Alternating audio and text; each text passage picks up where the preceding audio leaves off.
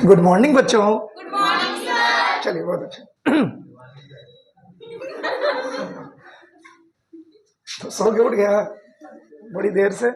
चलो देखो, कल हम लोगों ने यूट्रस कंप्लीट कर लिया था, ठीक है ना। यूट्रस में तमाम बातें हो गई थी और बड़ी इंपॉर्टेंट पार्ट्स में से एक है, ठीक है ना। फीमेल के, इधर देखो, फीमेल के सेकेंडरी सेक्स ऑर्गन में फेलोपियन ट्यूब से सवाल और यूट्रस से सवाल सबसे ज्यादा पूछे जाते हैं, ठीक है, खास करके आपके बोर्ड एग्जामिनेशन में। और दोनों सवाल बहुत सिंपल हैं। एक साइट ऑफ फर्टिलाइजेशन आपसे पूछा जाता है फेलोपियन ट्यूब से, और यूट्रस से पूछा जाता है साइट ऑफ इम्प्लांटेशन। अच्छा, कल आपको बहुत सारी बातें बता दी थी उसमें, ठीक है। साइट ऑफ इम्प्लांटेशन तो भी आप टिक करते हैं यूट्रस।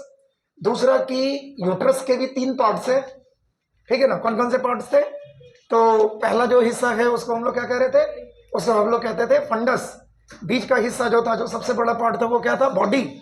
और तीसरा जो हिस्सा था उसको हम क्या कह रहे थे? उसको हम लोग कह रहे थे सर्विक्स।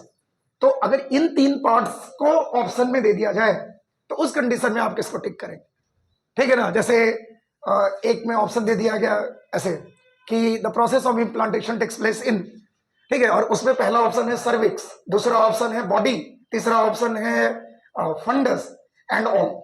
तो उस कंडीशन में आप ऑल नहीं टिक करने जाएंगे कि सर आपने तो बोला था कि यूट्रस में होता है और ये तीनों यूट्रस के पार्ट है। नहीं, क्योंकि उन्होंने आपसे बहुत प्रिसाइजली पूछ लिया है, ठीक है ना। आपको पर्टिकुलर पार्ट का जिक्र करना है और वो पार्ट क्या है? दैट इज द बॉडी, ठीक है। It is the main part of the uterus also. तीसरा, अगर ये बॉडी के भी अंदर जाकर के और आपसे सवाल करे कि process of implantation takes place in, और उसमें वो लिखेंगे क्या? पेरीमेट्रियम, ठीक है ना, दूसरा मायोमेट्रियम और तीसरा endometrium. So in that particular condition फिर आपका ऑप्शन क्या हो जाएगा? इंडोमेट्रियम।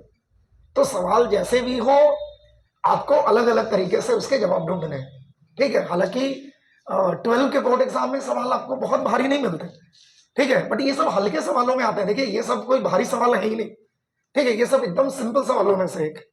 तो आप इन तीनों चीजों को कम से कम याद रखेंगे। 3 पार्ट्स हमने कल पढ़ लिए थे। आज जो हम टॉपिक पढ़ने वाले हैं, यानी अब हम लोग secondary sex organ in female जो है उसके बिल्कुल एकदम लास्ट पॉइंट पर पहुंचते जा रहे हैं, ठीक है। सो हमारे पास नेक्स्ट जो टॉपिक है उसका नाम क्या है? वेजाइना। सो आप हेडिंग डाल लीजिए वेजाइना और यहीं से हम लोग शुरू करते हैं जी।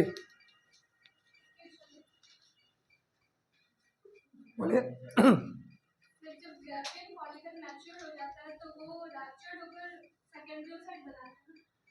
रप्चर्ड होकर के नहीं, उसके अंदर बना हुआ है, वो खाली रप्चर होकर के बाहर निकलते हैं। समझ में आ रहा है ना? क्योंकि जो एंट्रम का रीजन होता है वो एक्चुअली एक कैविटी है, उसके अंदर ये ऑलरेडी बन चुके हैं। ब्रेकिंग डाउन हुई, ये केवल वो साइड जो है यानी सेकेंडरी वो साइड वो बाहर आता है, ठीक है। बाहर आएंगे, फेलोपियन ट्यूब का जो फिम्बरी का हिस्सा होता है वो उनको ग्रास्प करता है, वो उनको पकड़ लेता है, ओस्टियम के सहारे उनको अंदर भेज देता है। अच्छा देखिए, वेजाइना पढ़ने से पहले मैं आपको एक और बात बता रहा हूं। देखो, एक टर्म हम लोग यूज करते हैं, ठीक है, this is a kind of disease, ठीक है, एक एबनॉर्मलिटीज है, ठीक है, एक प्रॉब्लम है फीमेल के अंदर, और उसका नाम देखिए, उसका नाम सीखिए, उसका नाम है एक्टोपिक प्रेगनेंसी। कभी इस टर्म से पाला पड़ा है? एक्टोपिक प्रेगनेंसी से नहीं पढ़ा है ना? इसलिए नहीं पढ़ा है क्योंकि आप क्वेश्चंस नहीं बनाते। 2018 में पहली बार नीट के एग्जाम में एक्टोपिक प्रेगनेंसी की बात आई है, ठीक है। और एक्टोपिक प्रेगनेंसी होता क्या है? देखिए, नियम क्या कहता है आपसे, समझिएगा ध्यान से। नियम आपसे ये कहता है कि इम्प्लांटेशन की प्रोसेस कहां होनी चाहिए? यूट्रस के अंदर, ठीक है। फर्टिलाइजेशन के बाद क्लीवेज की प्रोसेस होगी, ठीक है, मोर्यूला और ब्लास्टोसिस्ट का फॉर्मेशन होगा, और यही ब्लास्टोसिस्ट जाएंगे और जाकर के कहां चिपक जाएंगे? To the wall of uterus, that is endometrium wall. तो बेसिक साइट तो सारे फीमेल में सिमिलर है ना, ठीक है, वो तो वहीं पर होंगे। लेकिन कुछ कंडीशन में कुछ फीमेल के अंदर, ठीक है, जो प्रेगनेंसी की सेटअप होती है यानी जो इम्प्लांटेशन होती है वो फेलोपियन ट्यूब में ही हो जाती है। ध्यान दीजिएगा, बहुत इंपॉर्टेंट सी बात है। कुछ फीमेल, बहुत रेयरेस्ट कंडीशन है, कुछ फीमेल के अंदर यूट्रस में इम्प्लांटेशन ना हो करके फेलोपियन ट्यूब के अंदर ही इम्प्लांटेशन की शुरुआत हो जाती है। And that condition is known as what. अब वहीं पर इम्प्लांटेशन शुरू हो गया तो धीरे धीरे वो क्या हो रहा है, धीरे धीरे ग्रो भी कर रहे हैं, ठीक है। लेकिन जरा सोचिए कि एक ट्यूब के अंदर वो कितना ग्रो कर सकते हैं, एक लेवल तक ही तो ना, उससे ज्यादा तो उनके पास ऑप्शन ही नहीं है। दूसरा वो उनका नेचुरल एरिया नहीं है, नेचुरल प्लेस तो है नहीं प्रेगनेंसी को एस्टेब्लिश करने का। तो कभी ऐसी कंडीशन बनती है जब प्रेगनेंसी यूट्रस में ना सेटअप होकर के फैलोपियन ट्यूब में सेटअप हो जाते हैं, and that condition is known as ectopic pregnancy. तो आप पूछेंगे कि सर तो इसमें फिर क्या होगा, मतलब बच्चे का जन्म होगा कि नहीं होगा? ऑब्वियसली नो, ठीक है। वो तुरंत क्या हो जाते हैं, हैवी ब्लीडिंग की शुरुआत हो जाती है फीमेल में, ठीक है। डॉक्टर के पास गए, ठीक है, गायनेकोलॉजिस्ट के पास, गायनेकोलॉजिस्ट ने चेक किया, पता चला अरे यहां पर तो कुछ और प्रॉब्लम चल रही है, ठीक है। तो फिर उसको किसी भी हाल में वहां से रिमूव करने की तैयारी होती है। और ज्यादातर कंडीशन में, चूंकि अर्ली स्टेज में तो पता ही नहीं चलने देते, अर्ली स्टेज में अगर प्रेगनेंसी के दौरान थोड़ी बहुत ब्लीडिंग होती है तो फीमेल में ये सब बहुत कॉमन मान लिया जाता है, ठीक है। और देखिए जिस समाज में हम लोग रहते हैं ना, फीमेल जो है वो ज्यादा मतलब बर्डन नहीं लेती इन चीजों का, ठीक है। चल रहा है थोड़ा बहुत, अगर वो हो रहा है, या घर वालों को भी अगर बताया तो उन्होंने ज्यादा उसको बहुत सीरियस नहीं लिया। बट जब ब्लीडिंग बहुत हैवी होने लगी और जब परेशानी बढ़ने लगी, जब कॉम्प्लिकेशंस बढ़ने लगे, ठीक है, और जब वो गायनेकोलॉजिस्ट से मिले और वहां पर जब वो अल्ट्रासाउंड की टेक्निक के थ्रू जब ये पता चल गया कि there is a condition of ectopic pregnancy, उस कंडीशन में फिर क्या किया जाता है, फिर सर्जरी इज द मेथड। और भी दूसरे तमाम गायनेकोलॉजिस्ट मेथड होते हैं, ठीक है, जो क्या करते हैं उस रीजन से उस पर्टिकुलर जो प्रेगनेंसी की एस्टेब्लिशमेंट है उसको वहां से रिमूव कर दिया जाता है। इसका मतलब कि प्रेगनेंसी खत्म हो गई, ठीक है। तो कभी कभी ऐसी कंडीशन होती है, अगर ऐसा नहीं हुआ समय पर तो फैलोपियन ट्यूब फट सकते हैं, ठीक है, और महिला की डेथ हो सकती है। समझ में आ रहा है ना? तो इसलिए एक्टोपिक प्रेगनेंसी का टर्म याद रखेंगे।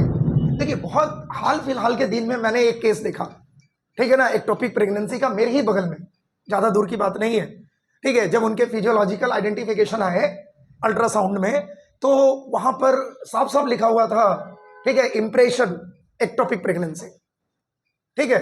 और ऑब्वियसली बात है कि सबको नहीं पता, मान लीजिए आप ही के सामने अगर आ गया एक्टोपिक प्रेगनेंसी लिखा हुआ तो आप क्या ही जान लेंगे, बहुत होगा तो फिर गूगल सर्च करेंगे, इससे ज्यादा तो कुछ नहीं करेंगे। तो उन्होंने भेजा मुझे कि एक वो आया हुआ, उन्होंने कहा कि ठीक ठाक कंडीशन नहीं है, जरा देख करके बताइए। मैंने कहा ना कि बायोलॉजी के टीचर को बहुत सारे लोग डॉक्टर प्रिडिक्ट कर लेते हैं, बट ऐसा होता नहीं है, ठीक है, क्योंकि ये टर्म्स हम लोगों के सामने से गुजरते हैं, ठीक है, इसीलिए उन टर्म्स के बारे में जानते हैं, ठीक है। अगर ये टर्म्स, बहुत सारे ऐसे गायनेकोलॉजी टर्म हैं जिनको हम लोग भी नहीं जानते, ठीक है। तो जो आपके बुक्स में लिखे हैं, जो आपके नॉलेज में है, वो चीजें तो आप बता देंगे। तो वहां पर लिखा हुआ एक्टोपिक प्रेगनेंसी, तो एक्टोपिक प्रेगनेंसी के इंप्रेशंस दिखाई दे रहे हैं, ठीक है। तो उन्होंने मेरे से पूछा, मैंने बता दिया कि भाई ऐसी ऐसी प्रॉब्लम है, डॉक्टर जो है वो मोस्ट ऑफ द कंडीशन में सर्जरी की तरफ मूव करेगा, परेशानी की ऐसी कोई जरूरत नहीं, बहुत अर्ली स्टेज लिखा हुआ है, ठीक है। और यही हुआ, फाइनली उस पर्सन की जान, मतलब जान बच गई, उस महिला की जान बच गई, ठीक है। तो कहने का मतलब समझिए, कहने का मतलब है कि कुछ ऐसे केसेस जो आपको डायरेक्टली एग्जाम में पूछ लिए जाते हैं। अब बताइए, पूरा यूट्रस पढ़ लिए सब कुछ पढ़ लिए, इम्प्लांटेशन ये वो सब, लेकिन एक्टोपिक प्रेगनेंसी का मतलब नहीं पता, तो पूरा यूट्रस पढ़ना बेकार हो गया आपका। क्योंकि सवाल अगर आपसे नहीं बने, एक ही सवाल पूछे गए हैं बस, और एक सवाल पूछे गए वो आपसे नहीं बने, तो जिन्होंने पढ़ा है उनसे भी नहीं बने, जिन्होंने नहीं पढ़ा उनसे भी नहीं बने यूट्रस। तो फिर आप कहने लगे यार इससे अच्छा तो वही है जो नहीं पढ़ रहे, ठीक है। तो इसीलिए बहुत सारी बातें आपको सीखनी पड़ेगी, बहुत सारी चीजें जो है वो आपके नॉलेज में रहनी चाहिए। क्लियर है? ये बात समझ में आ गई? चलिए अब हम लोग शुरुआत करते हैं वेजाइना की। देखिए 7.5 सेंटीमीटर का एक फाइब्रो ट्यूबुलर स्ट्रक्चर है, फाइब्रस प्लस ट्यूबुलर, ठीक है, अंदर में फाइब्रस स्ट्रक्चर होते हैं, ठीक है। और क्या है, ये ट्यूब लाइक स्ट्रक्चर है। ध्यान दीजिएगा, अराइजेस फ्रॉम, कहां से अराइज होते हैं, तो अराइजेस फ्रॉम सर्विक्स, सर्विक्स से शुरू हो रहे हैं और कहां तक जा रहे हैं, तो ऑब्वियस बात है कि उल्वा तक जाएंगे, यानी कि that is the external genitalia of male. तो एक्सटर्नल जेनिटिलिया का एक पार्ट है, ठीक है, उल्वा तो ओवरऑल कहते हैं, एक पार्ट है जिसको हम लोग कहते हैं वेस्टिब्यूल। तो ये कहां से जाते हैं, कहां से कहां तक फैले हुए हैं, सर्विक्स से लेकर के वेस्टिब्यूलर रीजन तक, ठीक है। और कल बताए थे कि सर्विक्स और वेजाइना दोनों को जोड़ दीजिए, क्या कहेंगे आप उसको, बर्थ कैनाल कहेंगे, ठीक है, it is the part of birth canal. दूसरी बात ध्यान दीजिएगा, अगर ऐसे आप उसका आइडेंटिफिकेशन देखेंगे तो ये बैकवर्ड कंडीशन में होते हैं, थोड़े पीछे होते हैं किसके, एनस और रेक्टम के। ठीक है, रेक्टल कैनाल और एनस के जो लाइन है उन रीजन के आसपास में ये होता है। ठीक है, बट वो रीजन बहुत इंपॉर्टेंट नहीं है आपके लिए, ये रीजन ज्यादा इंपॉर्टेंट है फ्रॉम सर्विक्स टू वेस्टिब्यूल। इसमें किसी को दिक्कत नहीं है ना? चलिए आगे बढ़ते हैं। अगर आप इसकी स्टडी करेंगे, ठीक है, अगर आप इसके अंदर में देखेंगे तो आपको यहां पर कुछ मेम्ब्रेनस फोल्ड्स नजर आते हैं। ठीक है, क्या नजर आते हैं? मेम्ब्रेनस फोल्ड्स नजर आते हैं, जिसको हम लोग क्या कहते हैं? जिसको हम लोग कहते हैं वेजाइनल रूगास। ये टर्म आप ऑलरेडी देख चुके हैं, वेजाइनल रूगास, मेम्ब्रेनस स्किनी फोल्ड। ठीक है, किसी भी ट्यूबुलर स्ट्रक्चर में पाए जाते हैं, यूसोफेगस में हम लोग जानते हैं इसको। ठीक है ना, उसको हम लोग क्या कहते हैं? रूगास कहते हैं। ये क्या करते हैं? Surface area of the tube को बढ़ा या घटा सकते हैं।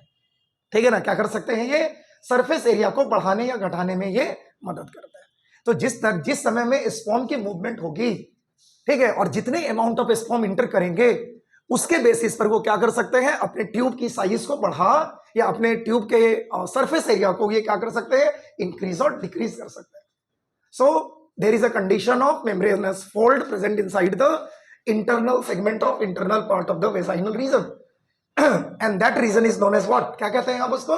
वेजाइनल रूगास कहते हैं। इसमें किसी को दिक्कत नहीं? चलिए एक बात और देखिए, वेजाइनल रीजन में बहुत सारे एपिथेलियम्स प्रेजेंट होते हैं, एपिथेलियल सेल्स। ठीक है, क्या प्रेजेंट होते हैं? एपिथेलियम्स। एपिथेलियम प्रेजेंट होते हैं, जिसको हम लोग क्या कहते हैं? जिसको हम लोग कहते हैं वेजाइनल एपिथेलियम। और देखिए, वेजाइनल एपिथेलियम की बहुत अच्छी खासियत होती है। ठीक है, वेजाइनल एपिथेलियम जो होते हैं, it is responsible for the process of phagocytosis. जानते हो ना फैगोसाइटोसिस का टर्म? बोलो हाँ। जब कोई सेल किसी सॉलिड मटेरियल को इनगल्फ करता है तो आप उसको क्या कहते हैं? फैगोसाइटोसिस कहते हैं। It is the part of endocytosis. जब हम लोग 11th क्लास में ट्रांसपोर्टेशन इन सेल पढ़ रहे थे, वहां पर हमने एक्टिव प्रोसेस में इंडोसाइटोसिस पढ़ाया था कि इसके दो पार्ट होते हैं, एक को फैगो कहते हैं, दूसरे को पिनो कहते हैं। फैगोसाइटोसिस जब सॉलिड मटेरियल को इनगल्फ कर ले सेल, ठीक है, और पिनो का मतलब क्या? जब सेल लिक्विड मटेरियल को इनगल्फ कर ले, और उसी को हम लोग सेल ड्रिंकिंग भी कहते थे। याद रहा है? तो थोड़ी रिवीजन आप कर सकते हो एक ही जगह पर खड़े होकर। तो यहां पर हमारे पास क्या प्रेजेंट होता है? हमारे पास वेजाइनल एपिथेलियम सेल प्रेजेंट होते हैं which has the capability of phagocytosis. तो स्पर्म, ठीक है, जिसकी मात्रा मिलियंस में है, ठीक है, जब वो स्पर्म वहां तक पहुंचते हैं वेजाइनल रीजन तक, तो लगभग 40 to 50% ऑफ स्पर्म्स जो होते हैं, it can be phagocytized by the vaginal epithelium cells या vaginal epithelium tissues. Vaginal epithelium active होकर के क्या करते हैं? ये जो स्पर्म्स होते हैं जिनकी काउंट मिलियंस में है, उनको क्या करते हैं? पकड़ करके और इंडोसाइटोसिस यानी फैगोसाइटोसिस के थ्रू उसको इनगल्फ करके उसको खत्म कर देता है। एक बेनिफिट हो गया कि बहुत सारे स्पर्म की जरूरत है भी नहीं। ठीक है, तो बहुत सारे स्पर्म अगर होंगे तो प्रॉब्लम है। तो वेजाइनल रीजन में बहुत सारे स्पर्म जो होते हैं वो डाई हो जाते हैं। लगभग almost sperm will die inside the vaginal region. अभी आपको जब फर्टिलाइजेशन पढ़ाएंगे तो ये सिलसिलेवार तरीके से पढ़ाएंगे। समझ में आ रहा है? इसमें किसी को दिक्कत है? तो वेजाइनल एपिथेलियम का काम बता दिया। एक बात और देखिए, वेजाइनल रीजन में एक और प्रॉब्लम है स्पर्म के लिए, वो भी जान लीजिए।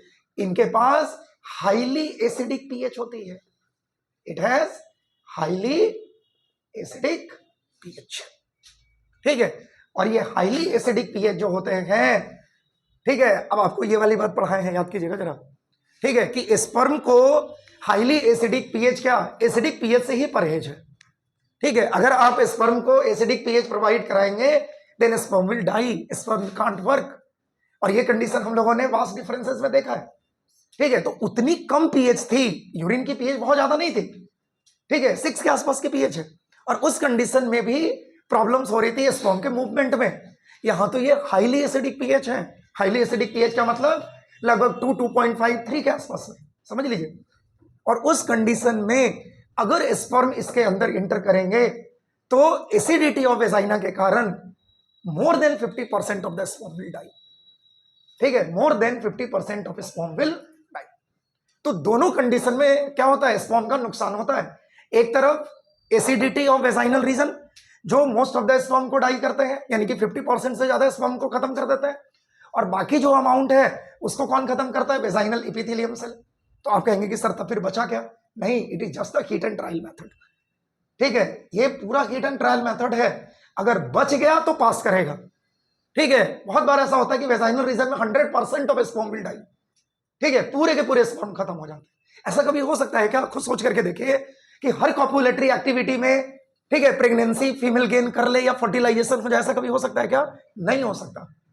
ठीक है, नहीं, अगर ऐसा होता तो मैरिजेबल एज के बाद, मैरिजेस के तुरंत बाद हर किसी को ना प्रेगनेंसी मिलती और आने वाले टाइम में कम से कम उनके जो ऑफ स्प्रिंग्स होते हैं वो इस दुनिया में आते।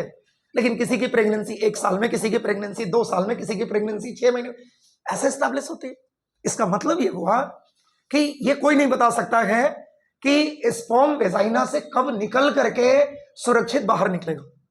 ठीक है, अगर निकल गया तो देखिए, मैं बार बार जो टर्म यूज कर रहा हूं, if it will move out from the vaginal region, तब जाकर के वो स्पर्म जो है वो आगे के प्रोसेस में पार्टिसिपेट करेंगे। हालांकि फर्टिलाइजेशन तब भी नहीं होगा क्योंकि उसके लिए अभी एक और बैरियर खड़ा है। ठीक है, जिसको हम लोग फर्टिलाइजिन एंटी फर्टिलाइजिन रिएक्शन कहते हैं, उसके बारे में भी हम आगे बात करेंगे। तो वेजाइना में 3 बातें आपको सिखानी है जो सबसे इंपॉर्टेंट है।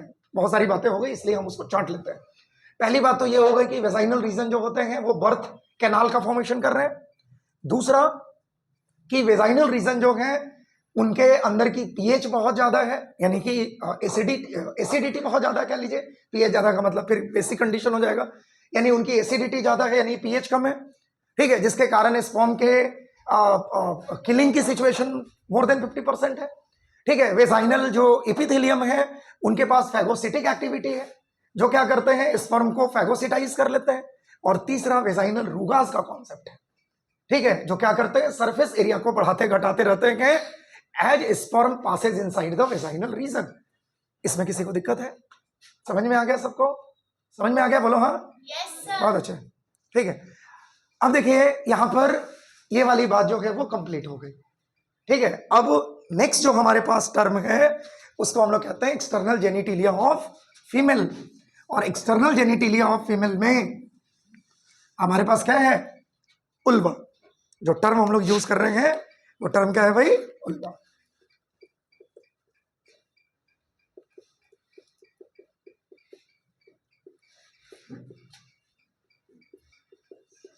एक्सटर्नल जेनिटिलिया ऑफ फीमेल की एक्सटर्नल जेनिटिलिया। ठीक है, तो इसको भी ध्यान से समझना है हम लोगों को। बारिश होकर के गर्मी और बढ़ ही जाती है। नहीं चले, कोई नहीं, जीवन का आनंद लीजिए। गर्मी में, बरसात में, सर्दी में, सब में अपने आप को वो मत कीजिए। बरसात आ गया तो मेहरा गए, गर्मी आ गया तो पिघल गए, ठीक है, सर्दी आ गया तो जम गए। नहीं, जीवन बहुत छोटा है ना। देख लीजिए अहमदाबाद कांड को। ठीक है, आप भविष्य की चिंता करते रहते हैं क्या होगा, यहां से उड़ेंगे लंदन चले जाएंगे, ठीक है, लंदन में ये करेंगे वो। सब लोग अपने अपने सपने देखते हैं और पता चलता है कि टेक ऑफ करते हैं और मुश्किल से 1.5-2 मिनट 4 मिनट के अंदर ही आप क्रैश हो जाते हैं। ठीक है, और जो बचता है वो बहुत भयानक है। ठीक है, ओए, और उससे भी खतरनाक कंडीशन देखिए क्या है, उससे भी खतरनाक कंडीशन और भयावह कंडीशन है जो बीजी मेडिकल कॉलेज में हो। उन बेचारों की तो कोई गलती ही नहीं है। ठीक है, बेचारा इतना मेहनत से मेडिकल पढ़ने के लिए, इतना मेहनत से पिछले साल नीट निकाला, इतने हंगामा हुए, देखे थे ना पिछले साल के नीट का कहानी, सब कुछ हुआ, तब भी उन बच्चों ने क्वालिफाई किया। बीजे मेडिकल कॉलेज अच्छे मेडिकल कॉलेज में से एक है अहमदाबाद में, वहां पर एडमिशन लिया 2nd ईयर के स्टूडेंट्स, और किस्मत ने ऐसी दगाबाजी कर दी कि गार्जियन जो इतने सपने पाले हुए थे अपने बच्चों के लिए, हर कोई पालता है कि हमारा, एक तो इतना बेहतर काम किया उन्होंने, ठीक है, कि इतने लोगों में से नीट निकाले, वहां पहुंचे, सब कुछ सही चल रहा था, किसी को नहीं पता था कि हवाई जहाज कोई ऐसे जाकर के टक्कर मार देगा। ठीक है, और बॉयज हॉस्टल ही बर्बाद हुआ क्योंकि बगल में ही गर्ल्स हॉस्टल भी है, क्योंकि मेरी अपनी चचेरी बहन वहां पढ़ती है। ठीक है, और उसने जो फोटो भेजा, अरे अभी मेरे पास फोटो है, किसी को देखना हो तो देख लेना। ठीक है, भयंकर फोटो है, मतलब वो एकदम लाइव फोटो खींची हुई है सामने से, बहुत बुरे तरीके के कंडीशन है। ठीक है, और ऑब्वियस ही बात है कि प्लेन एक्सीडेंट में, ट्रेन और वो सब एक्सीडेंट थोड़ी है, उसमें बचने के चांसेस जो हैं वो निग्लिजिबल है। तब भी देखिए होता है ना, जाको राखे साइया मार सके ना कोई, ठीक है, उसमें भी विश्वास कुमार जी बच गए। नहीं, उनको इतना विश्वास था कि वो बच जाएंगे, वो बेचारे बच गए, ठीक है। और फिर वो चलने लगा कि 11A नाम की सीट होती है प्लेन में, वो सबसे सुरक्षित होती है, एक्चुअली वहां पर इमरजेंसी एग्जिट होता है, ठीक है। तो बहुत तेज कॉलिजन हुआ तो वो सीट अपने आप खुल जाएंगे, इमरजेंसी एग्जिट है, अपने आप टूट जाएंगे। टूटे, उनको नहीं पता है कि क्या हुआ उनके साथ, बट वो बाहर गिर गए और बहुत दूर, क्योंकि तेज कॉलिजन हुआ तो दूर फेंके गए, ठीक है। और उस ब्लास्ट में उतने दूर वो चले गए कि ब्लास्ट की जद में नहीं आ पाए। लेकिन कितनी बड़ी बात है ये, ठीक है, कि 242 लोग तब भी इस दुनिया में नहीं रहे जो उस प्लेन में बैठे हुए, ठीक है। इसीलिए चलने दीजिए जीवन को। गर्मी है, सीखेंगे कि गर्मी में भी रहना है, ठंड है, चलो बहुत बढ़िया, ठंड भी है, ठीक है। नहीं तो फूल माला चढ़ जाएगा उस पर, क्या नाम है, फोटो पर, फिर कहना अरे यार गर्मी से हम पछता रहे थे, ठंड से, हे भगवान दोबारा जन्म दो, अब की गर्मी सर्दी बरसात जो भी होगी सबको बेहतर झेलेंगे, ठीक है ना। तो आप तो मजे में जिंदगी को काटिए, है ना पीयू। हाँ देखो बतिया रही है करिए, हाँ मजे में ही तो काट रहे हैं, ठीक है। लेकिन उसके साथ पढ़ना भी है, ये नहीं कि सर ने बोल दिया मजे में काटिए, ठीक है। घर में कहेगा कि नहीं पढ़ रहे हैं, एक दिन सबको मरना है, ठीक है। जो पढ़तव्यम सो भी मर्तव्यम, जो ना पढ़तव्यम सो भी मर्तव्यम, तो पढ़ के किम कर्तव्यम, ठीक है। ये भी नहीं होना चाहिए, नहीं, हाँ मतलब जो पढ़ेगा वो भी मरेगा, जो नहीं पढ़ेगा वो भी मरेगा, तो पढ़ के क्या करेगा, ठीक है। तो नहीं, पढ़ करके वहां तक पहुंचिए ताकि प्लेन में जाकर के मरिए, ठीक है ना। सिर्फ ऐसे नहीं मरना है, मतलब कुछ बेहतर जीवन जीने के लिए, ठीक है, वो वहां तक पहुंचना है आपका। चलिए वापस आता है, समझिए, चलिए कोई नहीं, नहीं ठीक है, वो मैंने गलत नहीं बोला भाई, जो पढ़ेगा उसको भी मरना है। ऐसा थोड़ी है कि आप पढ़ लिए तो आप अमर हो गए, पूछो रवि से नहीं पढ़ रहा है तो क्या नहीं मरेगा, ऑब्वियसली मरना है, नहीं। हाँ वो एगो लड़का आता है मेरे यहाँ सुगंध, ठीक है, कहता है सर 3 बजे रात तक पढ़ता है, 11th क्लास का है, ठीक है। और मैं एक दिन पगलाए घूम रहा था, अच्छा वो करिए खुशी, मैं भी 3 बजे तक पढ़ती हूँ, आप मेरा काम कैसे, अभी तो कैसे ऐसे कर, अच्छा नहीं पढ़ते हो, ठीक है। चलो रोहित पढ़ता है 3 बजे तक, पूछ रहा है कि कौन सा 3 बजे, 3 बजे रात की, 3 बजे दोपहर, कौन वाला 3 बजे आप बोल रहे हैं। चलिए ध्यान दीजिए, ठीक हो गया, हंसी मजाक स्टार्ट करें, तो क्या हो गया। चलिए नेक्स्ट कंडीशन है हमारा उल्मा, देखिए ध्यान दीजिएगा भाई, देखेंगे, देखिए इट इज द एक्सटर्नल जेनिटिलिया, हो गया, पंखा चल रहा है, रुक जाओ, थमो, देखेंगे, नहीं चल रहा है, पंखा डोलता ही है बच्चे, ठीक है, पंखा डोलता है, आदमी डोलता है, ठीक है। अभी देखिए अभी डोलते डोलते घरे पहुंच जाएंगे, ठीक है, नहीं डोलना ही कहते हैं उसको। बहुत सारे लोग अभी बारिश हो रही तो नच रहे थे मोर की तरह, ठीक है, मोरनी बन के मैं तो नाचू वाली कहानी है, ठीक है। तो ठीक है, वो अपने अपने हिसाब से ठीक है, कोई दिक्कत नहीं है। अभी ना बोले कष्ट करके पढ़िए, बेहतर कीजिएगा। चलिए वापस आते हैं, ध्यान दीजिए, ध्यान देना आप, अब ये थोड़ा टफ पार्ट है, समझेंगे। देखिए एक्सटर्नल जेनिटिलिया ऑफ फीमेल, ठीक है, एक जैसा भी मैंने कहा कि जहां पर वेजाइनल रीजन खत्म होती है वहां पर एक स्पेसिफिक डिप्रेशन प्रेजेंट है, एक धसा हुआ हिस्सा प्रेजेंट है, जिसको हम लोग कहते हैं वेस्टिब्यूल। और वेस्टिब्यूल जो होते हैं इसमें एक्चुअल में 2 पार्ट्स हैं, ठीक है, एक इनका अपर पार्ट है और एक इनका क्या है, लोअर पार्ट है, ठीक है। वेस्टिब्यूलर रीजन को इस तरीके से डिजाइन किया जाता है कि इसको हम लोग कहते हैं यूरिनो जेनाइटल साइनस, यानी इनमें 2 यूरिनोजेनाइटल साइनस होते हैं, एक इनका ऊपरी हिस्सा है यूरिनोजेनाइटल साइनस का, और दूसरा जो हिस्सा है वो लोअर है। मैंने आपको पहले भी बोला था कि मेल और फीमेल में सबसे जो डिफरेंस है, जो सबसे मेन डिफरेंस है वो है यूरिनोजेनाइटल ट्रैक को लेकर के, ठीक है। जहां मेल में सिंगल यूरिनोजेनाइटल ट्रैक के कॉन्सेप्ट हैं, जहां से यूरिन भी पास होते हैं और वो उनके स्पर्म को भी पास करने के लिए रिस्पॉन्सिबल है। फीमेल के कंडीशन में वेस्टिब्यूल जो होते हैं it is divided into 2 parts, ठीक है, अपर रीजन, ठीक है, और lower region, upper urinogenital sinus और लोअर यूरिनोजेनाइटल साइनस, ठीक है। अपर रीजन जो होते हैं it is responsible for the secretion या excretion of urine, so urine excretion की अलग साइनस है, ठीक है, that is present on the upper region, and the lower region ये जो है it is the actual genital part of the female, ठीक है। तो यहां पर मेल के अनलाइक फीमेल के कंडीशन में दो दो साइनसेस अवेलेबल होते हैं, एक यूरिन डिस्चार्ज के लिए और एक स्पर्म को कंसीव करने के लिए। इसमें किसी को दिक्कत नहीं है। अब देखिए, ये जो वेस्टिब्यूल होते हैं, it is surrounded by a membranes skin, membranes skinny folds, ठीक है, जिसको हम लोगों ने दो पार्ट में डिवाइड किया है। एक को कहा जाता है लेबिया माइनोरा और दूसरे को कहते हैं लेबिया मेजोरा। जो छोटे वाले स्किनी फोल्ड होते हैं उनको हम लोग कहते हैं, जो इंटरनल है उनको हम लोग कहते हैं लेबिया माइनोरा, और जो बड़े हैं, ठीक है, जिनकी साइज ज्यादा बड़ी है, जो अपर रीजन के, जो अपर वेस्टिब्यूल को, या अब ऐसे कह लीजिए कि जो वेस्टिब्यूल के अपर रीजन को ढकने का काम करते हैं, ठीक है, उनके सराउंड्स में प्रेजेंट होते हैं, उनको हम लोग क्या कहते हैं, लेबिया मेजोरा कहते हैं।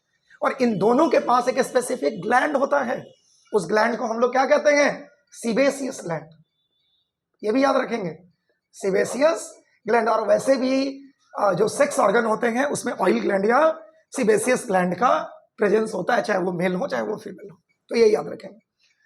अब देखिए, ध्यान दीजिएगा, labia majora, sorry labia minora जो होते हैं, that is the internal skinny fold, उनके बिल्कुल इंटीरियर साइड में, अगले हिस्से में, ध्यान दीजिएगा, लेबिया माइनोरा के बिल्कुल अगले हिस्से में, ठीक है, यानी इंटीरियर एंड पर एक स्पेसिफिक टाइप का क्या होता है, एक स्पेसिफिक टाइप का रीजन प्रेजेंट है, ठीक है, जो कैसा है, which is homologous to the penis, which is homologous to the penis. और इसको क्या कहते हैं, इसको हम लोग कहते हैं, इसका नाम है, इसको कहते हैं ग्लांस क्लाइटोरिडिस। नाम ध्यान रखेंगे, क्या कहते हैं, ग्लांस क्लाइटोरिडिस कहते हैं। फिर से बोल रहा हूं, लेबिया माइनोरा के इंटीरियर मोस्ट एंड पर एक उभरे हुए स्ट्रक्चर है, ठीक है, एक बल्जिंग स्ट्रक्चर है, that structure is known as glans clitoridis. और ये ग्लांस क्लाइटोरिडिस जो होते हैं, it is considered as homologous to the penis. तो ये याद रखिएगा, ये सवाल पूछा जाता है कि in the female external genitalia which part is considered as homologous to the penis. समझ में आ रहा है ना, दैट इज ग्लांस क्लाइटोरिडिस। इसमें किसी को दिक्कत है? और it is surrounded by a membranes skin, skinny fold, जैसे मेल में होता था, ठीक है, और ये चारों तरफ से सराउंड होते हैं फिर से एक स्किनी फोल्ड से, जिसको हम लोग क्या कहते हैं, जिसको हम लोग कहते हैं फोरचिट। क्या कहते हैं इसको, फोरचिट कहते हैं। दूसरा, लेबिया माइनोरा जो ऊपरी हिस्से में प्रेजेंट है वेस्टिब्यूल के, उनके पोस्टीरियर एंड पर भी एक स्पेसिफिक मेम्ब्रेनस फोल्डिंग पाई जाती है, और उस मेम्ब्रेनस फोल्डिंग का नाम है, उसको यहां पर कहते हैं फोरस्किन, ठीक है, जो मेल में प्रेजेंट होता है, मेल में भी उसका नाम फोरस्किन है।